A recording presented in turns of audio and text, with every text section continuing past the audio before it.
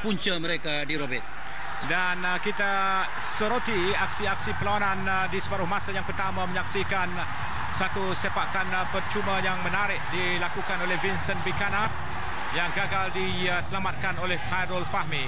Dan G. Pueneswaran bertindak cemerlang untuk gol kedua pasukan Terengganu, Richard. Ya, sepanjang perlawanan Pueneswaran memperagakan corak permainan begitu mantap di mana beliau membantu pasukan mereka menjaringkan gol kedua untuk Terengganu. Dan melalui satu gerakan di sebelah tepi, kita saksikan bagaimana Eva Awana yang dilayangkan kad merah menyaringkan gol ketiga sebelum itu. Ya, Eva begitu bebas semasa membuat jaringan. Kita lihat walaupun benteng pertahanan Kelantan goyah pada petang ini, namun hantaran Pueneswaran betul-betul tepat mencari Eva untuk menewaskan Khairul Fahmi sekali lagi. Dan melalui satu gerakan di sebelah kanan, Terengganu memperolehi gol keempat mereka melalui satu tolakan yang mudah untuk menewaskan Khairul Fahmi Cekmat dari Abdul Manaf Mamat.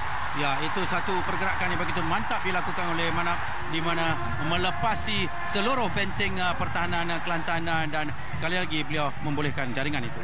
Ketika Manaf turut dilayangkan kad merah pada perlawanan ini, Obina Waneri menjaringkan gol yang sangat-sangat ditunggu-tunggu oleh pasukan Kelantan untuk mengikat kedudukan agregat 5-5. Itulah hantaran yang begitu tepat di mana pemain ini tidak dikawal dan membolehkan menghidupkan peluang Kelantan untuk meneruskan ke masa tambahan. Melalui rempatan kencang Indra Putra Mahyudin di hujung saingan, Hickson Wakame meledak untuk memberikan gol kedua pasukan Kelantan pada perlawanan ini dan gol ke-6 secara agregat untuk Kelantan melangkah ke perlawanan akhir Piala FA 2013 menundukkan pasukan Terengganu